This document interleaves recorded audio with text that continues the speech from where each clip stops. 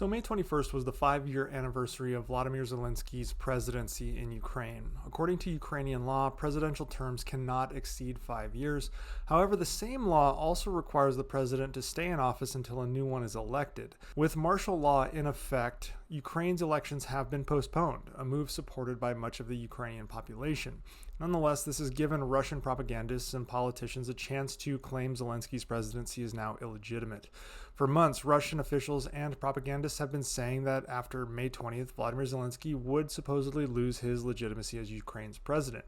For example, on April 28th, Kremlin spokesperson Dmitry Peskov said Zelensky's fate is unambiguously predetermined, and very soon the moment will come when many, including the people in Ukraine, will question his legitimacy. Putin has also commented, saying this question should first and foremost be answered by Ukrainian political and legal systems. Meanwhile, Russian propagandists are claiming that since May 20th has passed, Zelensky's legitimacy has come to an end, which is going to affect Ukraine's willingness to fight. That is clearly nonsense. Before the war, the next elections were supposed to be on March 31st of 2024, but with martial law in effect until at least August 11th, these elections have been postponed.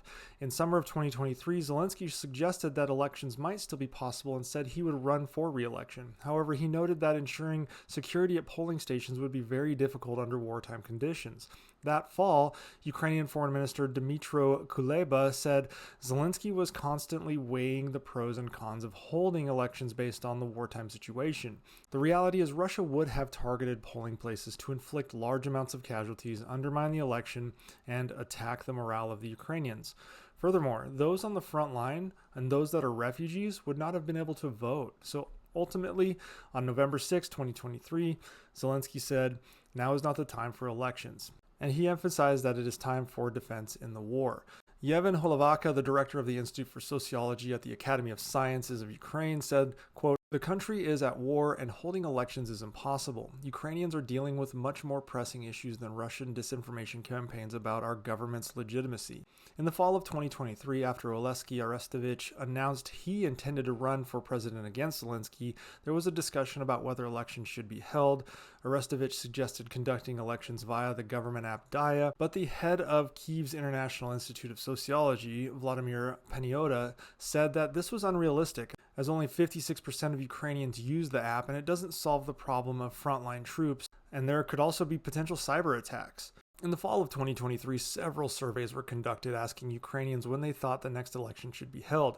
81% of respondents said after the war. Ukraine's Western partners share this view. During his visit to Kyiv in early May, U.S. Secretary of State Antony Blinken said elections in Ukraine would take place when Ukrainians agreed that the conditions allow for it. A source in the Verkhovna Rada, which is Ukraine's parliament, said that there are no influential factions seriously interested in disputing the president's legitimacy right now. He noted that deputies have only raised this issue a few times. He believes that talks of Zelensky's illegitimacy is an attempt by Russian authorities to destabilize Ukraine. A deputy in Ukraine's parliament, who is also a member of the opposition party that would be running against Zelensky, has said, quote, "I'd be the first to want the presidential election since I'm in opposition to Zelensky, but right now it's impossible. How will soldiers be able to vote? How will refugees vote? How will we guarantee safety during the vote count? It's impossible. And Ukrainian law states that the president and parliament exercise their powers until the next elections." Sociologist Vladimir Paniotto said the Ukrainian opposition party doesn't exploit the idea of Zelensky's illegitimacy because, according to polls, the only person who could compete with Zelensky is Valery Zaluzhny. He thinks that if elections were held now and Zaluzhny ran, he could potentially defeat Zelensky, but it's unclear if Zaluzhny would actually run. And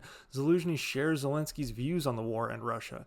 Despite claims of bad blood, there was no outward signs of conflict as Zaluzhny received Ukraine's highest award, and both were seen smiling and embracing on Zaluzhny's final day. Then 3 months later, Zelensky appointed Zaluzhny as ambassador to the United Kingdom. So all of this talk of Vladimir Zelensky potentially being an illegitimate president is 100% propaganda. The Ukrainian people don't want it. The international community believes it's not appropriate. The only one that is going to leverage this for their own gain is the Russians.